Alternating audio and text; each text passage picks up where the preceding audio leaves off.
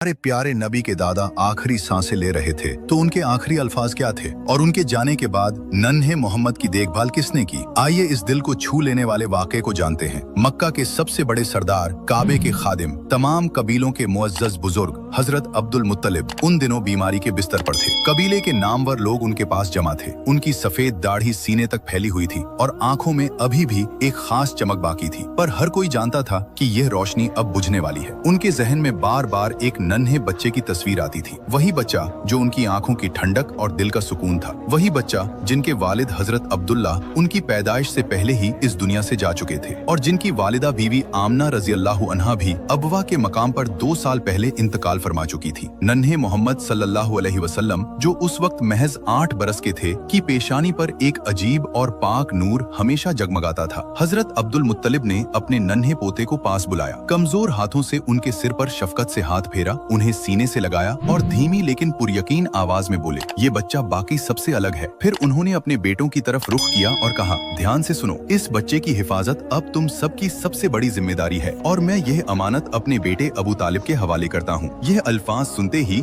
हजरत अबू तालिब की आंखें भर आईं। वे खुद तंगी की जिंदगी बसर करते थे, घर में माल दौलत की फिक्र रहती थी, मगर उनका दिल बहुत कुशादा था। उन्होंने अपने वालिद से अर्ज किया, अब्बा जान, आप बिल्कुल फिक्र न करें, मैं इस बच्चे की हिफाजत अपनी जान से भी बढ़कर करूंगा। कुछ ही रोज बाद वो लम्हा आ पहुंचा जिसका डर सभी को था। हजरत अब्दुल मुत्तलिब इस दुनिया से पर्दा फरमा गए। पूरे मक्के में सोग छा गया, मगर सबसे गहरा दर्द था नन्हे मोहम्मद सल्लल्लाहु अलैहि वसल्लम के दिल में। पहले अम्मी का साया उठा, अब दादा जान भी चले गए। आंखों से आंसू बह रहे थे, मगर दिल में एक ऐसा सब्र था जो किसी आम बच्चे में नहीं होता। कोई दूसरा होता तो बिलख बिलख कर रोता, मगर आप सल्लल्लाहु अलैहि वसल्लम खामोश थे। निगाहें आसमान की तरफ उठी हुई, जैसे उस ऊपर वाले से सुकून मिल रहा हो। अल्लाह ताला ने अपने महबूब नबी को यह तकलीफें इसलिए दिखाई ताकि पूरी उम्मत को सब्र, तवक्कुल और यकीन का असली सबक मिले। उस दिन के बाद हजरत अबू तालिब ने नन्हे मोहम्मद सल्लल्लाहु अलैहि वसल्लम को अपने घर में अपनी औलाद से भी बढ़कर रखा। घर छोटा था, खाने में तंगी रहती थी, मगर जब भी आप सल्लल्लाहु अलैहि वसल्लम उस दस्तरख्वान पर बैठते,